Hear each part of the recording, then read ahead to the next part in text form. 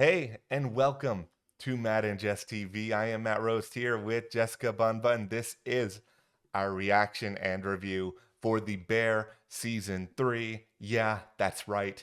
The entire season. Jess and I have watched all 10 episodes in the collective span of, what is it, like 12 to 14 hours since it debuted. Yeah, it all dropped last night. We're ready to rock and roll. It's already been renewed for a season 4. Yeah, no, there's no need to worry about that. There's a Rolling Stone report out there saying that season 3 and 4 well, season 3 is out, but season 4 is also Hmm. already filmed. Yep. So hopefully we'll get that before too long. I mean, my guess is next year, but that's a hard thing to pontificate on. I just think that in general, there's probably a lot of people out there who are going into this season being like, season 2 was the greatest season of television in Of course, however yeah. long. It was my favorite show of last year. So I had pretty high hopes going into season 3. I know that there's already some TV elitists out there who, anytime you get past like a season 2 of a show or it's something's really popular, then they're just like, well, it's not as good anymore. It's okay, shut up, for starters.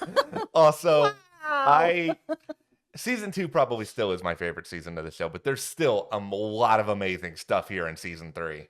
I really liked season 3, and I think part of the reason for me of why I did is there was just too many relatable moments for me. Like, we will get into Yeah. some of that, but I mean, Marcus's whole storyline, there was a lot in there that really, hit me really hard. There was so much of Tina's episode that I was like, oh my goodness, I feel like I'm watching my own story here. Like, it was this season for me just hit all these spots in me that I was just like, I relate to this too much. It's not great, but it's also so good.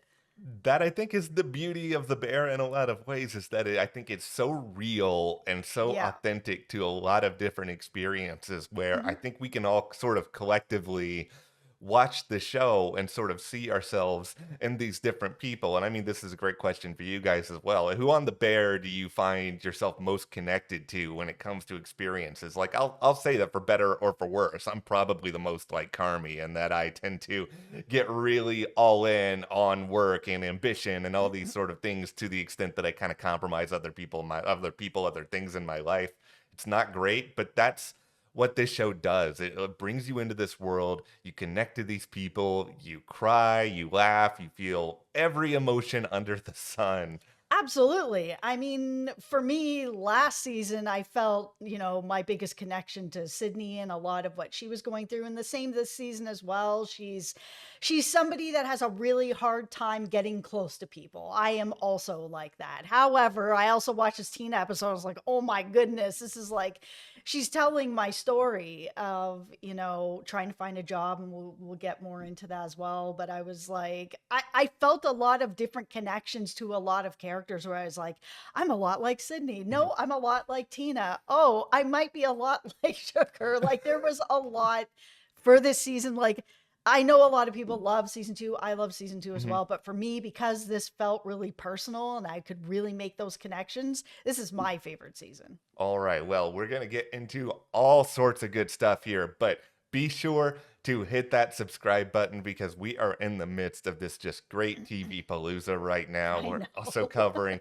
House of the Dragon. We are covering Interview with the Vampire, an amazing show on AMC. If you're not watching that, just get right to it once you're done binging The Bear, if you haven't finished already. Also, if you want more bear content, you can also join our Patreon. We'll have a link for you below on that. We have live stream coming up where we're going to be talking all about the bear next week. So, it also really helps the channel. And we appreciate everyone who has joined our Patreon. Thank you so much. Thank you guys. Okay, let's get into episode 1 right away. Mhm. This is an episode that everyone is really deep in their feelings about as Yeah. one of the greatest episodes of TV of all time. And I completely understand. For me, this is one of the best episodes of TV that I've watched. The Wow. payoff at the end of this episode was so good. It was a 10 out of 10. Like, I know it can feel like it was like, okay, are we getting somewhere with this? It's a lot of clips of his past. It gave us a lot more understanding of him, of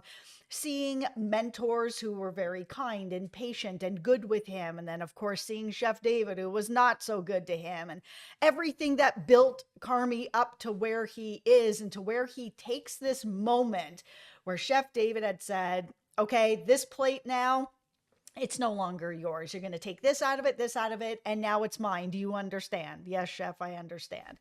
But we see Carmy defy him and go back to what he had done originally and serve this plate to who? Sydney, who Sydney has said that the reason that she really got inspired to get into all of this is because Carmy served her the best meal she ever had in her life that was completely inspired. And here's that moment where he's defying Chef David to put out something that he's really proud of, that he feels is a great meal. Also a little bit of a, F you to Chef David, but it Yeah. turns into this whole thing where it touches Sydney in a way, and now he's working with her in this partnership and everything that's happening. It completely changed his life with this one meal and this one defining moment. Yeah, it really sort of showcases how just one decision you make, one moment you make, one meal Yep. you serve can ultimately change the entire course of your life. And of course, I am a longtime Joel McHale fan, community, nobody plays a jerk kind of like Joel McHale, but I think the big difference with the bear is usually his jerks somehow still have a heart of gold. There is no heart of gold in Chef David. There is just a heart of darkness. I really do like this episode too. I think I'm probably not as high on it as you and some people online. That is not to say I did not love it, but the comparison I would sort of draw here is to Ripley, a show on Netflix that came out earlier this year that I know you adored, a lot of people adored. I really, really liked it, but there were moments on Ripley where it just felt like it lingered a little bit too long. How And dare you? okay, How dare you? I am a sucker for rewatchability. Mhm. I love things that kind of stick with me. And so for me, it's like this is a beautiful episode. It's not my favorite of season 3, but it's probably in my top 2 or top 3. It's not Forks or it's not the season 2 finale, but visually it is a perfect table setter, pun intended, for the entirety of this season. I don't know if it works as well if you were only getting one episode a week, which by the way, The Bear, I know a lot of people love binge watching. I would have preferred to not have to have watched the entirety of this season in 12 to 14 hours to be able to discuss it now. I feel that if they had just released this episode on its own and it wasn't part of the whole binge watching experience, this for me is a standalone episode. And the reason why is that payoff at the end. We got so much more information about Carmy than we've ever really had about his past and how he got to the spot that he's in now, and that big defining moment that changed the course of his life. I do think it bookends the show really well, where a lot of these people you see in the premiere are all involved to some extent in the finale, and that ties together in a very, very nice way. Okay, let's talk about the theme of this season. It is being haunted, as the Fact family has shown us. Yeah. Being haunted is definitely what is happening this season, especially to Carmy. He's being haunted by Claire and what he said to her. He knows that she deserves an apology and he regrets losing her, but he never meets up with her to apologize to her. We have Richie. He's being haunted by what they said through that refrigerator, some things that they have not been able to walk back. It is affecting the vibe in the restaurant, it's affecting the front, communicating with the back. It is affecting everything, and them working in unison, and they never really talk things out either. Even in this finale, we see this moment where Richie could have talked to him and he just walks right on by. And then there's Chef David, which has definitely been haunting Carmy Yeah. for years. I mean, years. And it was really interesting to see how he had this like slew of patient, kind, knowledgeable master chefs teaching him with love and kindness and inspiration throughout this entire season.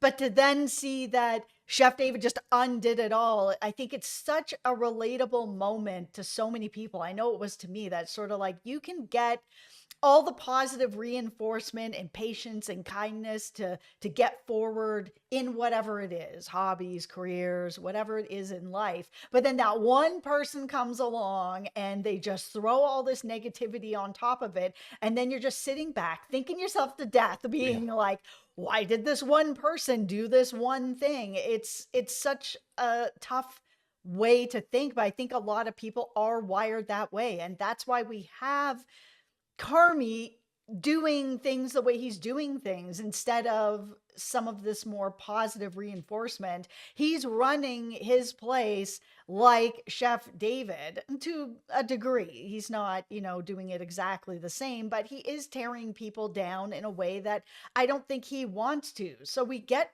finally to this moment Mhm. where Carmy sees him again and is like, man, I've been thinking about this moment forever. And I think a lot of us have that too. Man, if I ever see this person again, this is what I'm going to say. And this is how I'm going to Yeah. say it.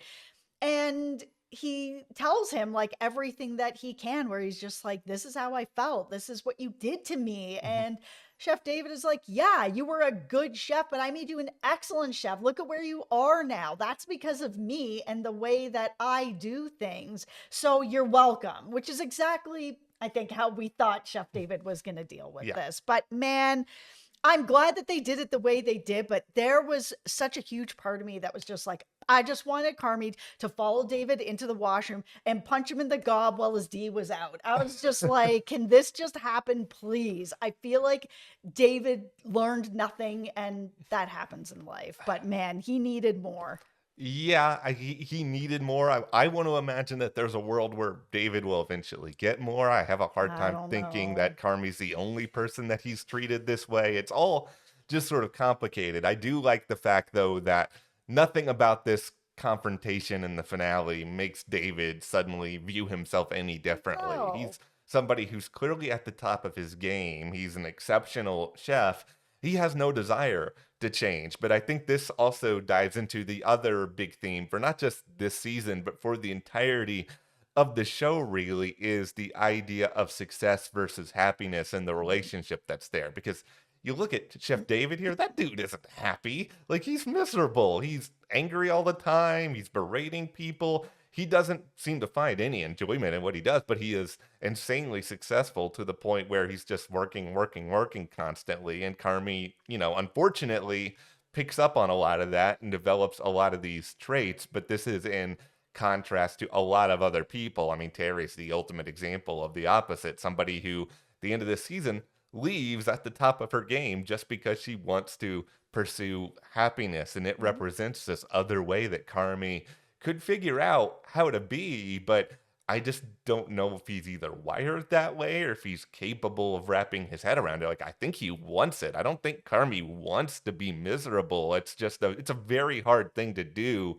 once you get yourself in this mindset. And I've done this too, where you get so laser focused on something, it becomes your whole life. And then once you even start to see there's another way of doing it, you're just like, can I adjust? Can I find a way to actually pursue that happiness? It's a very hard thing to do.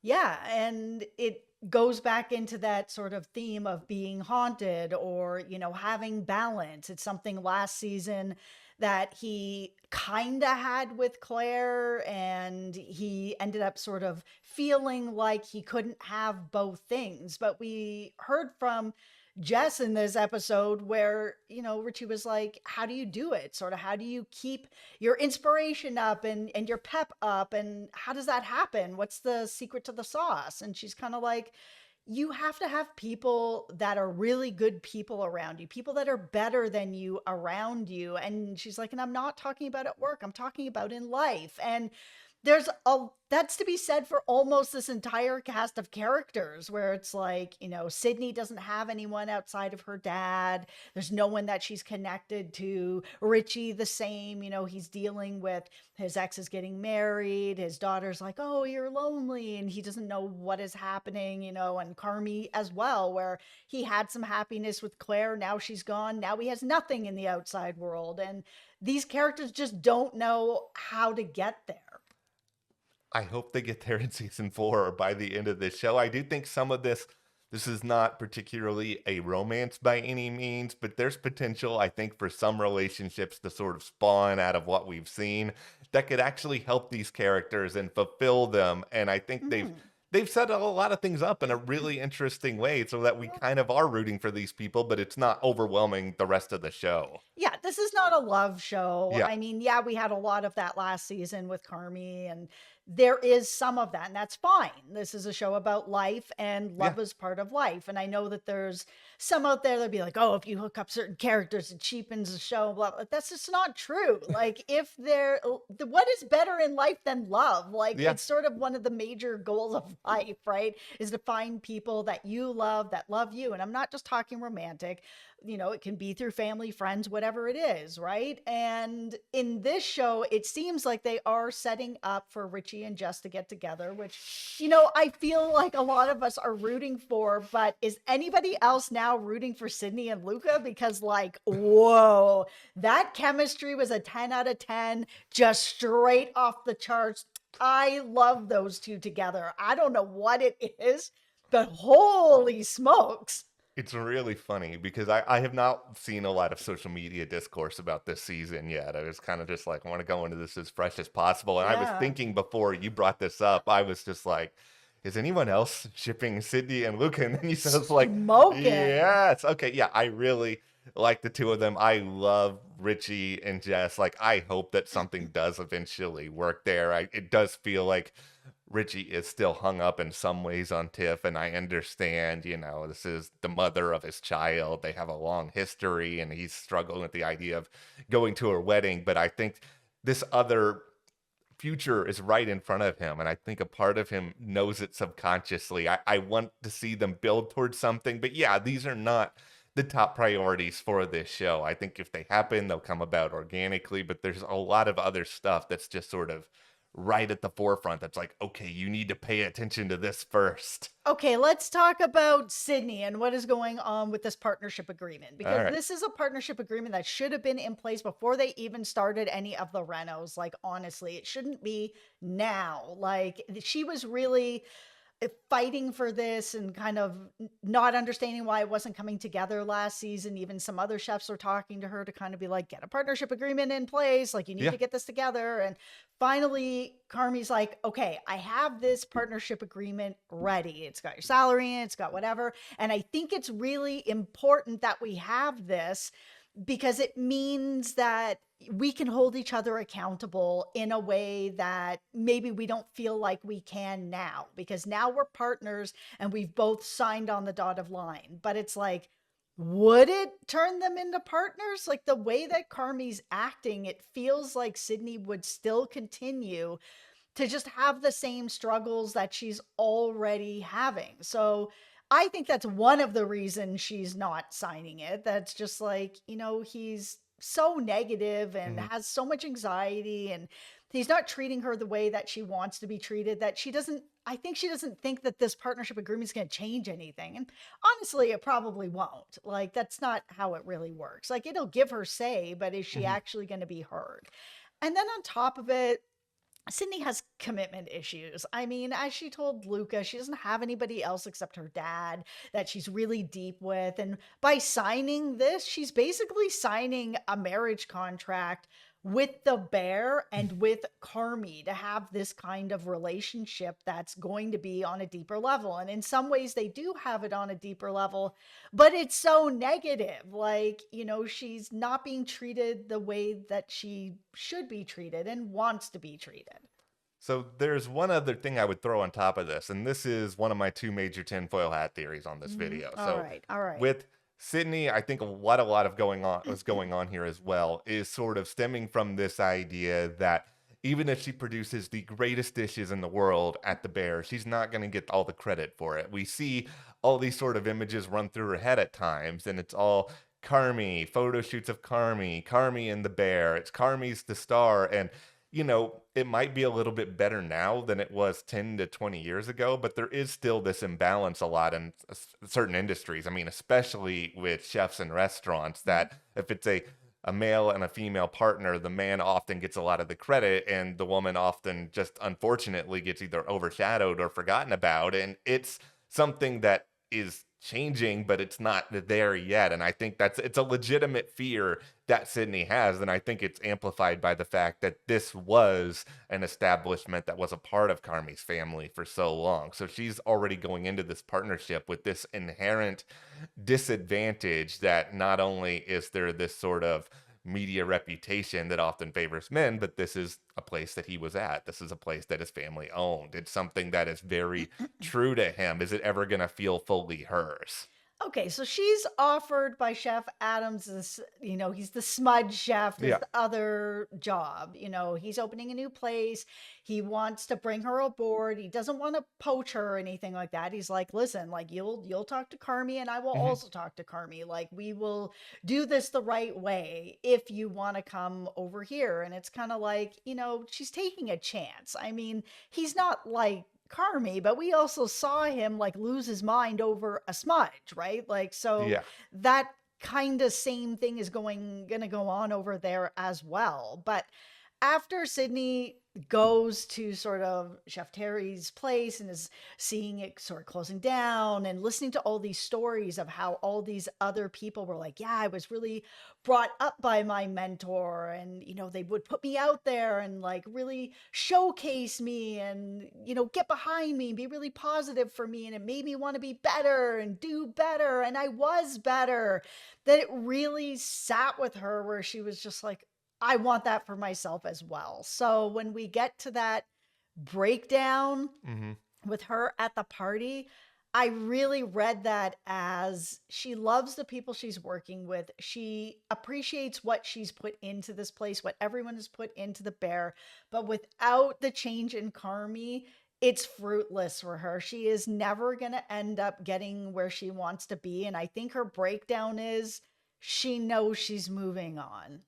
I think she knows she has to go. I agree. And I think one of the other big issues at the heart of the show sometimes is that these people are often so caught up in their own work and caught up with so much of their skill and their focus, but they don't actually know how to communicate with each other. Like Mhm. so many of Carmy and Richie's problems, for example, could just be resolved if they have a full conversation. And Sydney hints to Carmy throughout this season in various shapes or forms that okay, you need to change certain things, but Carmy either isn't listening or it's not fully clear to him. He says that he gets it, but does he really? That we find ourselves in this place where Carmy's going to lose Sydney because he doesn't know how to get himself fully together. And I don't know if he would be able to because he just has so many other things that he needs to work out, like in therapy or some sort of other environment where he can talk through this stuff. But I just don't think he fully understands the impact of it. Just like I don't think he fully understands that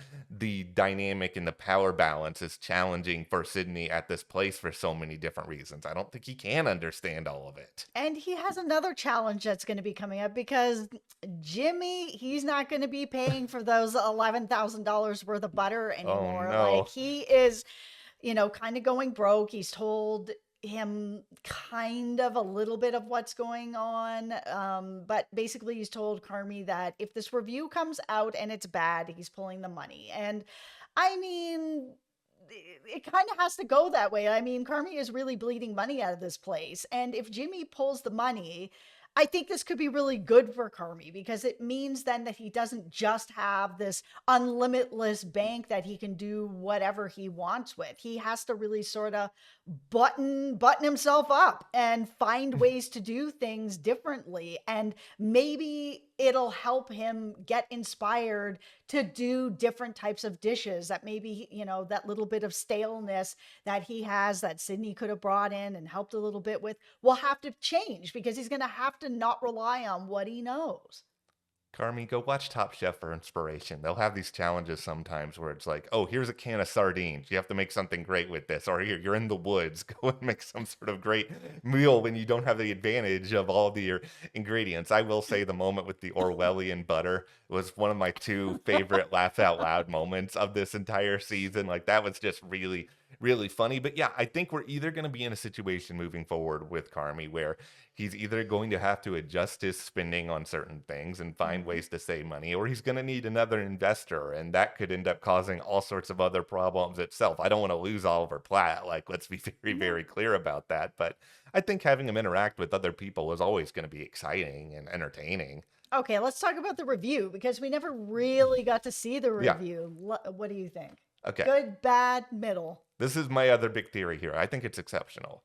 I know we see a couple of words in there that make it sound like maybe it's not, but even if you go and read any of these highbrow restaurant reviews, like they'll nitpick anything under the sun. I Mhm. think what's happening here and why he says a certain word at the end of the season that cannot be repeated here is because it's a glowing, overwhelmingly positive review, and that signals that what he's doing is great. But at the same time, I think he's just had yet another epiphany in sort of being around Chef Terry that the way he's doing things is wrong. And here he is being validated for the terrible demeanor that he has at work, the way in which he just like is terrible to himself through this entire process. And I think he's having to wrap his head around this idea of like, is this the only way that I can be good at my job is if I'm miserable, if I'm mean to everybody? I don't like this. I don't want this. But what do I do about it now? People expect this of me. Okay, let's talk about the Tina episode because it was, like I said, it was hard for me to watch, but Mhm. it was so well done. I mean, this story of her, being in her 40s and trying to sort of start again and get a different job and move into this new type of career and no one will hire her and she doesn't know what's going on. Like it's really hit with me. Like I moved to California from Canada almost 10 years ago. On July 5th, it'll be 10 years for Mhm. me being here. So I'm pretty excited about Woo! that. However, in Canada, I don't have a university degree. I have a college diploma and it is in funeral service. So I went to college for that, studied for it. I did an internship. I got my license to be a funeral director. I've embalmed like 300 bodies. I've Mhm. taken out hundreds of funerals. And then when I came down here, I went to the board of funeral service here to be like, okay, I have my license. This is all that I've done. This is all my experience. How do I transfer my license over? Do I just need to write the boards? And they were like, well, you need to write the boards, but you also have to have a university degree. I'm like, in health science, like I have a college degree in health science. Oh, it can be a university degree in anything. I'm like, so I can have an art degree and be able to transfer my license? Yes, but without it, you can't. And I was just like, oh my God. All this work and everything that I had done meant nothing. So when she was having that conversation, she's like, I did this exact job for 15 years. And she's like, but you don't have that piece of paper. I was like, oh, I feel that so deeply. Like, it's ridiculous. It's ridiculous. It's crummy. It's indicative of sort of this modern day workplace where there's people who get these jobs often who don't even deserve it. Like you see even some examples of this through this episode that seem to have just landed where they've landed because of this piece of paper, and they're very disrespectful to anyone else that they don't feel is a part of their little group. And that's why to me, this is the Tina episode's the best episode of this season. It's probably my third favorite episode of the entire show, beyond only just Forks and the Bear season 2 finale. I just think this is such a well articulated, poignant, really just powerful story of someone who has to figure out how to start again at a point in her life where it can be really,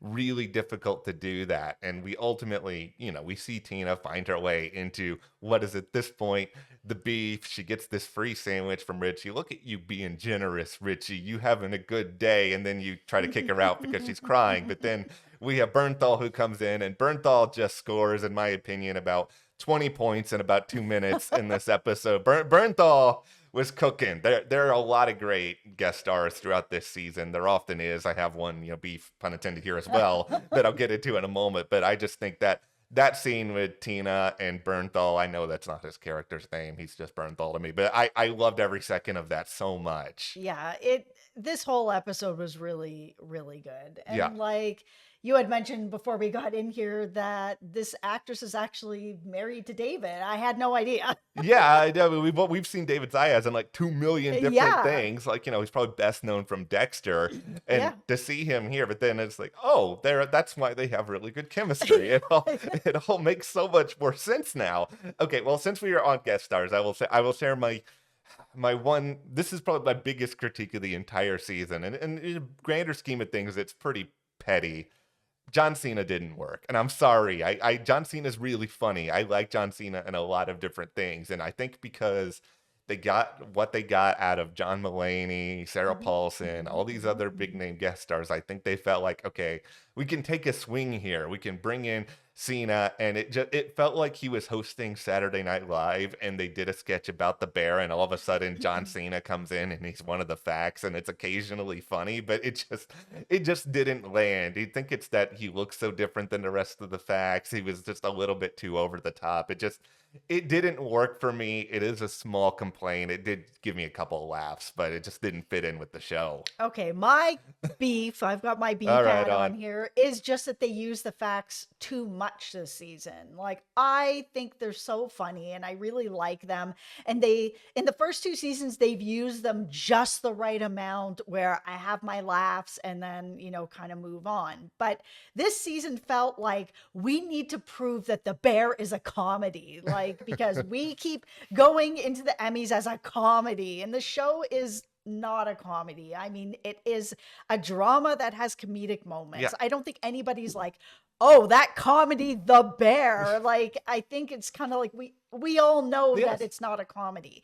But I wonder if The Bear is starting to get worried, the masterminds behind it be like, "How long are we going to be able to get away with being in the comedy category? Sooner or later it's going to be like, guys, stop."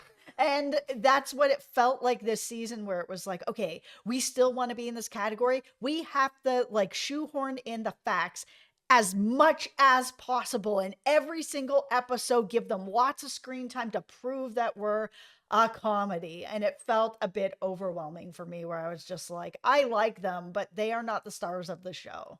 They I, need to dial it back.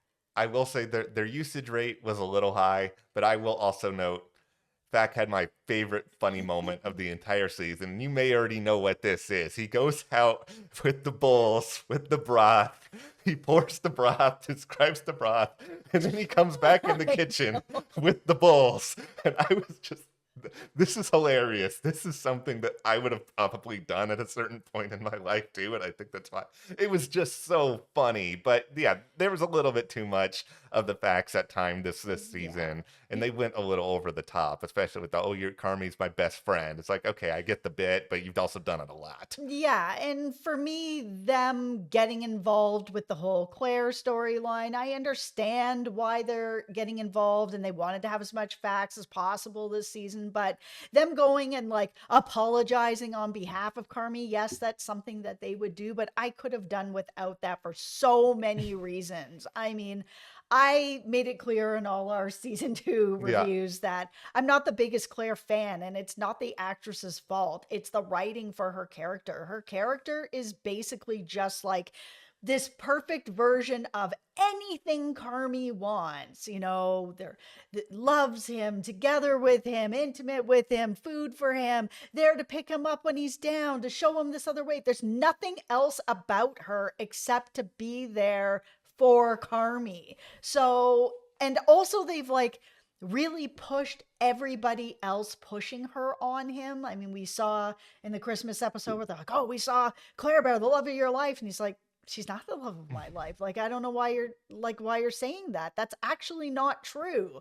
And it feels like she's just been pushed on Carmy instead of Carmy really wanting to be with her. I mean, there's a reason he gave that fake number, and it's not just because he wasn't that interested in her. He was interested in her, but it was enough that he was like, the timing is right. I'm not open to this. I'm not into her as much as like I'm being pushed to be into her. So having the facts go there and be like, "Oh, he's really sorry. Let's all work this out." It's kind of like, just stop. Let Carmy get to where he has to, because this relationship It doesn't work for me, and it hasn't worked for me because Carmy's not actually committed to this, and he never has been. This is a really tricky thing for me to still wrap my head around because I think Claire is the most polarizing person on the entire show for a number of different reasons. I like the character a little bit more than you do. I'm not saying I love the character, that I need more of her moving forward. The biggest problem that I have with it mostly is just that I don't know what Carmy wants, and I don't think Carmy knows what he wants. And I think Claire represents this idea of something that he thinks that he should have that will bring him happiness. And I think it brings him some happiness, but I also just feel like if this was really the love of his life, he would find a way to fight for her a lot more than ultimately he has. I will say, and this is just a hope of mine, that Claire in that conversation with the facts at the hospital, yeah, part of her wanted them to leave just because they were at her place of work. But the other part of it, it did feel like Claire had sort of come to terms with this fact that, okay, this is just not going to work out, and that she's not just going to just throw herself at Carmy's feet, depending on what happens moving forward. And I hope that's the case. I want to believe that's the case, and that if something does come with this relationship moving forward, like he's actually going to have to really fight for it and earn it. But I also don't know if it's something I really need to see at the same time either. Like, I just need to see Carmy actually happy in his life rather than hoping that some other person is going to be able to give that to him, because that's a lot of pressure to put on somebody where it's like, I need you to make me happy or I will not be happy. Yeah, and that feels like it's her only role. Like, I really do want her to, if he gives her the apology that she deserves, that she'll accept it and be like, but you're not for me. At least at the very moment, you're not for me. You're not available to me in the way that I would need a partner to be available. Like, if you ever get it together and I am available and want to be with you, great. But like, the timing matters. And Yeah. her showing up last season when she did, that timing was way off. He wasn't really ready or open. He had this restaurant he's getting together. Like, the timing was so bad, and it ended badly because of that. Like, I just don't want to see the same sort of repeat story of her where she's so thirsty for him Yeah. that she's willing to, she gets a fake number and then goes to the fax to get the right number and then calls a guy who gave her a fake number. Like, have a bit more respect for yourself than this. Like, the guy didn't want to be with you for whatever his reason is. He gave you a fake number, then move on. But talking about moving on, let's Mhm. talk about the sugar labor scene and this whole episode where she goes into labor.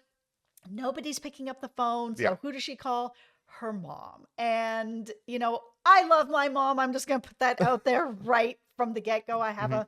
a fairly good relationship with my mom, but it took a while to get there because my mom is a very, very similar to Donna, especially in this episode. And it can be a lot, but she means well. And it's the same with Donna. I think Donna loves sugar and means well, but it's difficult for her to kind of get that out there. It's hard. She's gone through a lot in her life to Yeah. be the person that she is now. And that's why it's difficult for her to really express how much she does love her daughter and to get it out there, to actually be there for her. I'm not surprised at all we saw Jamie Lee Curtis again. I'm sure they were thinking a lot about how to give her a really, really good storyline. I Yep. think this episode was powerful. It did have a lot of good interaction between Sugar and her mom. I think it was a source of healing for her. Yes. For me, it also dragged a little bit at times, if I'm being totally honest. I feel like, not from the dialogue perspective, but there were just a lot of lingering shots, and it just felt like certain parts Tons. of the process were just agonizingly slow. And I was just sort of thinking at times, okay, you guys can speed it up just a little bit just to get us from point A to point B. Like, that's the only time really this season I felt like, okay, this is dragging a little bit. Even episode 1, where there was barely any dialogue, I feel still, even if I wasn't this is the greatest episode of all time. How Like, dare you? well, it was really good. Don't get me wrong, but I was still feeling like I could have watched another 10 to 15 minutes of that and been more than fine. I couldn't have watched another 10 minutes of Sugar and her mom and everything going on there. It was just very slow. I am very glad that she actually called Pete, because we were talking about this Oh, before. yeah, yeah. Like we both were worried, and you guys let us know. Were you guys worried that her mom actually didn't call Yeah. Pete and was going to use this opportunity to bond with her daughter? Like,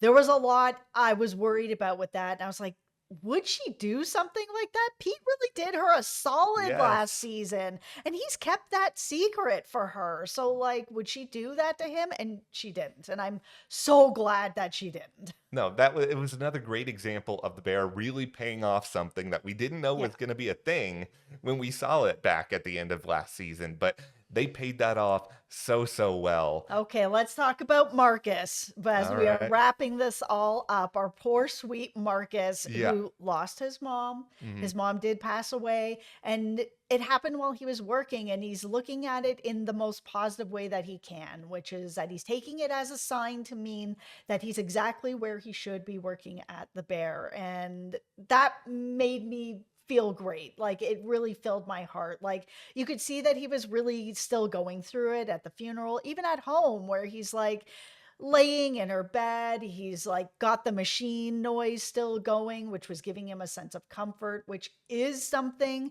that people with anxiety and people with trauma do have and do. Like, if you're sleeping with the television on, you sleep with a white noise machine like I do. I have anxiety. I sleep with a white noise machine. It is a sign of that's a way to deal with it. It makes you feel like your house is full, like you're not alone. There's still something kind of happening around you. It was very touching to see that happen. It was, I think, very important and cathartic for Marcus to be at the restaurant. I think that's why he came back as fast as he did. I mean, Yep. he is one of my favorite characters. I He's really, wonderful. really love watching his story. I like that they addressed what happened with him and Sydney throughout the season based on, what happened at the end of last season, but I'm Yep. glad they didn't spend a lot of time on it. They No. just sort of moved forward. The one more thing I will say about this season and the finale in particular, I really like that they brought a lot of real life chefs in for the goodbye to Chef Terry. I loved it. Maybe some people feel like it's a little bit of, oh, you're breaking the fourth wall too much, or oh, you're trying to, incorporate real people in it. But it's like, for me, I like seeing, people like Christina Tosi on there, who's, from Milk Bar. And they had a lot of these other famous chefs, and people like Wiley Dufresne were mentioned. And it just really sort of grounded further that this show exists within this big culinary world, and it felt a lot like this was a love letter to this culinary world, where yes, fine dining can be expensive Mhm. and pretentious, and there's all these other labels that are associated with it, but a lot of times at the center of it are people who are just trying to find meaning in something, and they have found this way to connect with people with food that they can't find in any other way. And that's probably one of the reasons why Carmy's a terrible communicator, is just because that's not really his language. I think if you take away all the bad stuff that's happened to him, I mean, food really was his language. And I think that's the case for Sydney and a lot of other people. I just think that summarized really well what this show and really about being a chef is all about. And it was so important and touching and fascinating to watch. Yeah, I think it was a really smart move to bring in real top chefs in this field and into this show, because it made it feel like it's actually really happening to have them there, instead of just making up a bunch of chefs and making up a bunch Yeah. of, things that they've done. To actually have those chefs go in there made it feel very real. I'm pretty sure too, if you were like a Christina Tosi and they're like, hey, you I want to be in the bear know. and you want to just play yourself, I would be like, yes, sign me I up. But know. no, this is a really, really great season. I mean, we could go on and on about it. I mean, this is one of our favorite shows on TV. Yes. I can't say yet this is my favorite show of the year because it's only June. There's still another 6 months. I don't want to shortchange anything else that's coming, but Listen, From season 3 is coming up in the fall, yeah. apparently. So if that's happening, I mean, it's got some competition. Yeah. That show is incredible. But they did a very good job of not just trying to repeat what was successful last season, Yep. sticking to their guns. I don't think Yep. success got to the show's head. It was so much fun to dive back into this world, just please don't release all the episodes at once again. Change Oh this my up. God. It's too much at once. I know they're going I to. know. I mean, they've basically said that they've done it the first couple times, and that's why they were like, "Oh, well, we can't change it up now." It's like, yes, you can. Yes, you can. People will still watch. Yeah. Give us time to breathe through these episodes. They're so intense. They That's are. why, the Bear, the comedy, Yeah. it's so intense. Like, Yeah. just give us time. Yeah, and you're just giving us so much. Like, we don't usually have videos that are over 44 minutes long here, but it's just like there's so much content in Yes, here. they've served us 10 courses all at once, and now we are full. We are full, and with that, we're just going to go and just roll around on the floor for a little while after this meal. But thank you guys Thank you. for hanging out with us. We love hearing and discussing the Bear. So Yes. be sure to hit that subscribe button. We have all sorts of other good stuff coming, especially House of the Dragon and the Yes. thick of it. Also, be sure to join our Patreon. We have a link in the description below. We're going to be talking more about the Bear there. And thank you to our patrons for your support. We'll Thank see you you. guys here next time.